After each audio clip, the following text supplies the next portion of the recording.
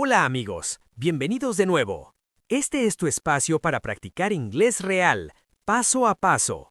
Hoy vamos a escuchar, repetir y hablar juntos. No importa tu nivel, lo importante es avanzar con confianza. Respira profundo, presta atención y disfruta el proceso. ¿Listo? ¡Comencemos!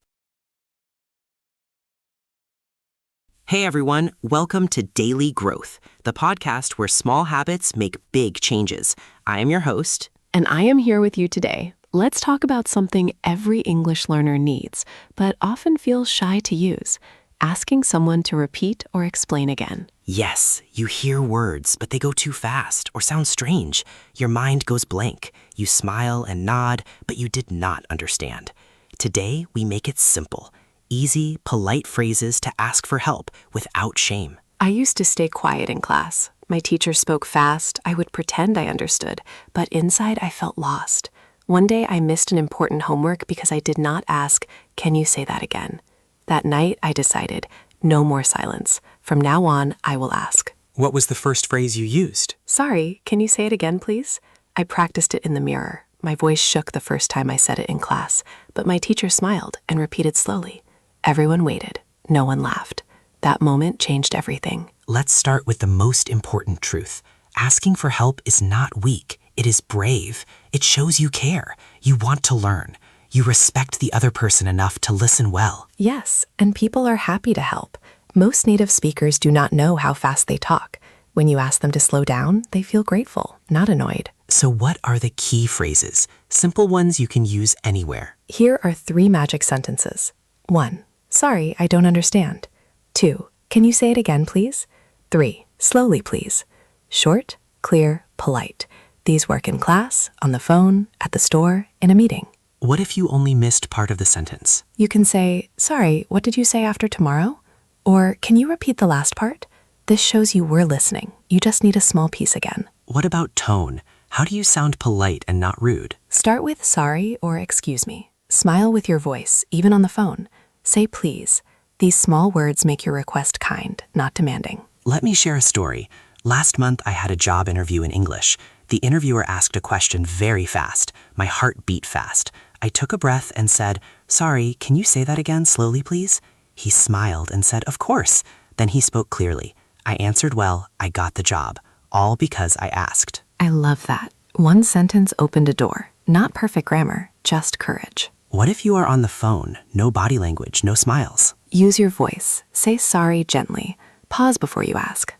Sorry, can you say that again? That small pause shows you are thinking, not ignoring. People understand. What about in class, when everyone else seems to understand? Remember this. Many students feel the same. They are just hiding it. When you ask, you give others permission to ask too. You help the whole class. Teachers love this. It means you are engaged. Let's practice the phrases out loud together. Say them slowly. Sorry, I don't understand. Can you say it again, please? Slowly, please. Good. Now say them faster, like real life. Sorry, I don't understand. Can you say it again, please? Slowly, please. Feel how natural they sound? Your mouth already knows them. What if you forget the exact words in the moment? That's okay. Use what you have. Point to your ear and say, "Again?" or "Slow?" Even one word with a kind face works. People understand effort. You will find audio practice for these phrases on the channel, real conversations with fast speech, and then slow repeats. Listen to them while walking. Your ears will get used to asking for clarity. Yes, and you'll also find a small printable card with these 3 phrases. Keep it in your notebook or phone case. Look at it before class or a call. One glance gives you courage. Why is this skill so important for beginners? Because understanding comes before speaking. If you do not understand, you cannot learn. Asking for repetition is not a mistake. It is the first step to fluency. So silence does not mean you are smart. It means you are stuck. Speaking up means you are growing. Exactly. Every time you ask, "Can you say it again?" you build your brain. You train your ears. You show yourself, "I matter. My learning matters." What is one small step someone can take tomorrow? In your next English conversation, class, call, or chat, promise yourself, "If I do not understand, I will ask." Just once. Use one of the 3 phrases. That is your win. No more guessing, no more pretending. And if your voice shakes? Let it shake. Courage is not the absence of fear. It is speaking anyway. Your shaky voice is still a strong voice. Let's talk about different situations. First, in the classroom, teachers often give instructions fast. Open page 42. Do exercises 1 to 5. Work in pairs. You have 10 minutes. If you miss one part, ask right away. Sorry, what page? Or can you repeat the time, please?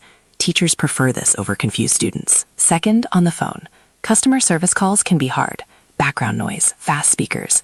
If you do not catch the appointment time, say, sorry, can you say the date again slowly? They will, and they hear this every day. You are not bothering them. Third, in daily life. At the doctor, take this medicine twice a day. You might not hear twice. Ask, sorry, how many times a day? Your health depends on understanding. Never guess with medicine. Fourth, with friends. Even friends speak fast when excited. We're going to the beach Saturday morning early. You hear beach and Saturday, but not the time. Say, sorry, what time Saturday? True friends will slow down. They want you to come. Fifth, at work. In meetings, people use abbreviations. Send the KPI report by EOD. You hear report, but not KPI or EOD. Ask, sorry, what do KPI and EOD mean? You will learn new terms and do your job better. Sixth, while traveling. A local says the museum is 2 blocks past the red church. You hear museum and church, but not 2 blocks. Ask, sorry, how far is it? They will point or count on fingers. Travel becomes easier when you ask. What if someone gets impatient? That is rare, but if it happens, stay calm. Say thank you and walk away. Most people are kind, and if one person is rude, it says more about them than you.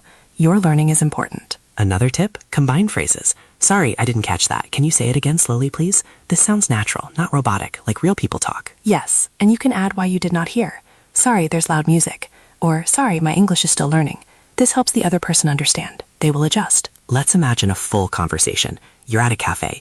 The barista says, your total is $6.50 with tax. You hear 6 but not 50. You say, sorry, $6? She says, $6.50. You say, thank you. Simple, clear, no stress. Another example.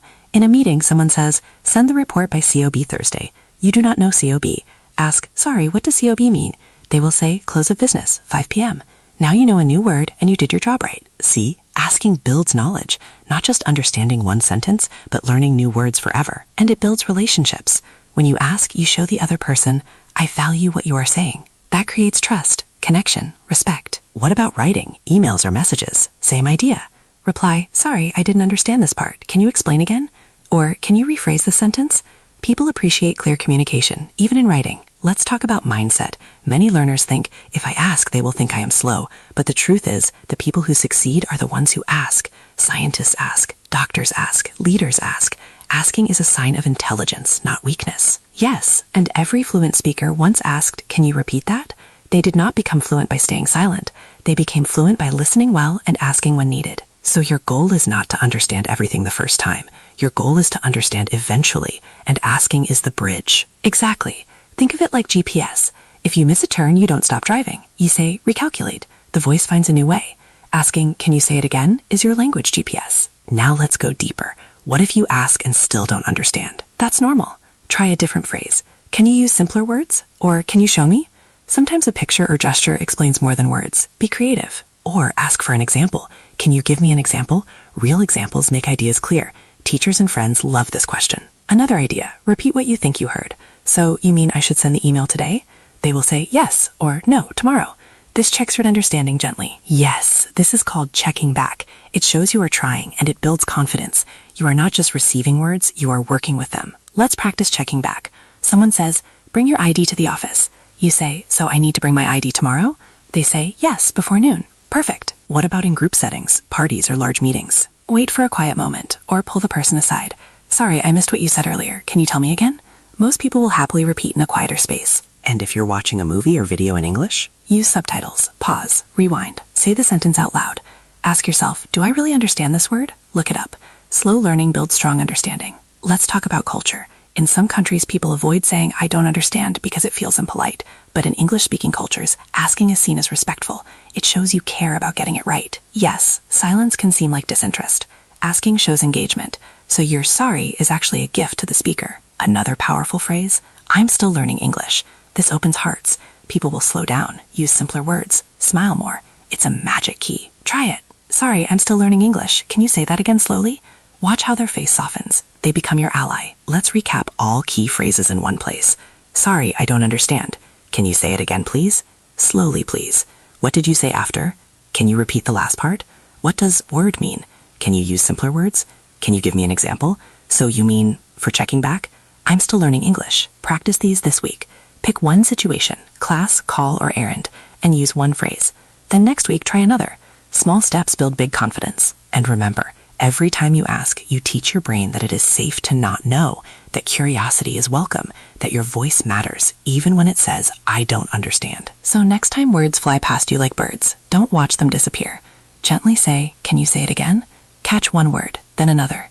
That's how you build your English sky. One question, one repeat, one moment of courage. Thank you for listening to Daily Growth.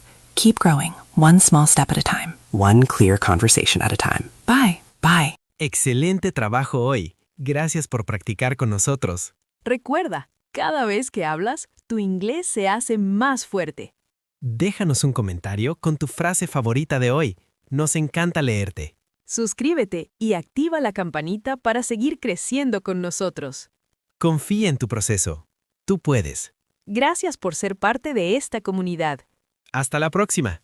Y sigue practicando.